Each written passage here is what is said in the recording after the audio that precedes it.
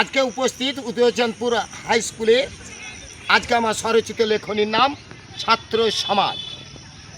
হে ছাত্র যুব সমাজ, যুগে যুগে ধরণীতে মানব সমাজে কাল পুরুষের বইয়ে দেওয়া কাল বৈশাখীর ঘূর্ণিঝড়ে খবর শিরোনামে বিশ্ব সংবাদে রেডিও টিভি এলসিডি মোবাইলে যুব ছাত্র সমাজ খবর শুনে শুনে ঘুমিয়ে থাকবে আর কতদিন।